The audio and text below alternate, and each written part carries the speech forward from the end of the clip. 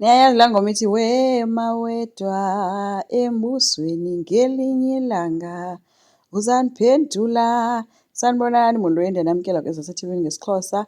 Umile ke guys umbuzo kunjengaye uthi ngubani igama lekrexe kuPhetheni eli wena wakrexeza ngalo.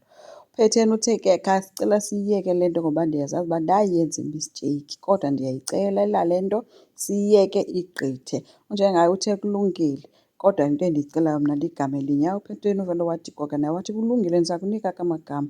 Uthini ngoPhindi, uthini ngoNtokozo, uthini ngoBubu, ooDitseng, ooPhel bona uthini ngabo. Wathi ndimlibala njani Nomfundo? Kona uyakhumbula uba wena wakhe wajolana nesekretari ndabukwa lilizwe lonke ubukisa ngam ndiyinto yokuhlekisa?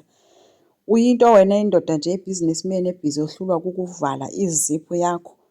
Unjengaye ke oko ethule uthethe nje elithi mna ndithe kuwe ndifuna igama lomntu. uPhetheni uthi ndikuxolele for i-30 years yonke wena sowuhlulwa kukuxolela nje into ngegama lomntu oyi-one. Unjengaye uthi ke kum umahluko ukhona ke kum nawe because wena uyawakhumbula amagama at least. Mna andikhumbuli neli liyi-one, ndifuna nje eli linye igama, andazi neli linye. uPhetheni yena naye umile kwelakhe icala uba ndakuxolela wena for 30 years ngenqwaba yabantu, wena uhlula ukundixolela ngegama eliyi-one. Hayi ke impendulo khange iphinde ibe khona ke apho ngoba umntu nomntu uthi andizukwehla kule nto nomnye uthi nam andizukunika igama. Ukwenza ke guys bonakele ethetha nefemeli yakhe ke encoma ke indlela abamkhulise ngayo. Kukhona ke unjengaye uPhetheni noVusi noGcina ke uthi uyaziqhenya kakhulu ngendlela abamkhulise ngayo and uyathemba into yoba bazomsapota kwii-plans anazo njengangoku. And ucinga uba lelona xesha lirayithi eli lokuba ke kuyolotyolwa. So baye bajongana ke abantu endlini ke abesebuza kuVusi uba hayibo uyolobola bani, abesetshilo ke ukwenza uba ndiyolobola uSibongile Mbambo. Vusi uVusi ke uye wazithulela ke bajongana. Unjengaye uyambuza ke into yoba hayibo ushona ngale nto uyitshoyo nyana, ukwenza uphendule ngelithi into endiyicela kuni inye nje femeli yam ethandekayo kukuba nindincedise ngokubhala nje ileta ezoya kwaMbambo. Gcina naye ke uzibuzele ke into yoba hayibo ushona kuba kaloku usandodivosa wena uredi na? Umtshato yinto enzima kakhulu, uzokwazi ukuyimela yonke le nto? Uthe engekaphenduli ke ukwenza ke esenabo ubuso budanileyo ke nobudikiweyo ngulo mbuzo wabe sengenelela ke unjengaye esithi hayi okwethu kaloku kukumsapota nje ngesigqibo sakhe. Ethi uyambona ukwenza ngoku yindoda. Ndiyakuhlonipha nyanam ngayo yonke into oyenzileyo. Wabe sithi ke ndiyacela guys into emayenziwe ngoku makuzwe nepeni nephepha kuzobhalwa phantsi ileta ezoya kwaMbambo. Wabe sephakama ke uVusi eyoyithatha. uNomfundo ufika kwanjengaye ke ufikela kuPhetheni onestress obhizi ozichebela nje imithi yakhe apha endlini. Abesembuza ke into yoba uphofu ukuthetha ngento yoba kulo mnyana wakhe ushiye incwadi. Abesithi omnye hayi noko uThemba uneetshomi esikolweni uzoba rayithi. Abesembona kuNomfundo uba uPhetheni akekho rayithi ambuze uba urayithi na.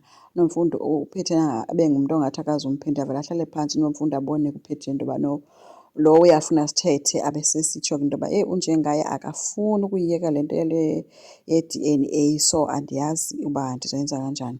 uNomfundo uye wamoleza ke ngelithi izodlula yonke le nto ibe ngathi zange yenzeka, ethi ndithembe kuyo yonke le nto.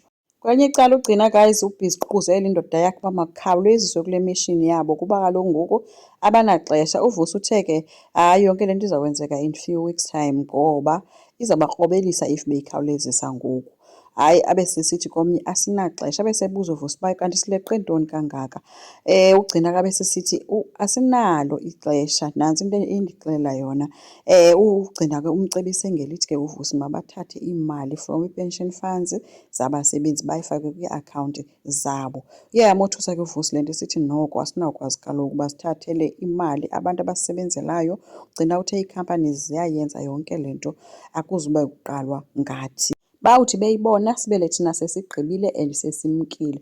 uVusi ke ngoku uthi hayi akayiva yonke le nto. uGcina ke uthi ke vuka Vusi emaqandeni sikhokhele. Uthi ke ngeke ndivume ke kule igemu wehluleke. Kudala mos bemane bezama ukwenza ezi zinto zabo bemane besohluleka. Unjengaye ke ubonakele kwaNomfundo ke guys apho ke afike wanika khona uNomfundo le envelope ye-results uba mabayivule. uNomfundo bengathi ke makazivulele privately wathi unjengaye hayi cela siyenze So zivuliwe ke guys ii-results kodwa umntu onempendulo oyaziyo ikwanguNomfundo yedwa okwangoku. Asazi noba bazoqhubeka uzamxelela into eyiyo okanye uzamnika azijongele ngokwakhe nonjengaye. Enkosi, ndicela siqhubeke, subscribe, silike, singakhomenta futhi. Bye.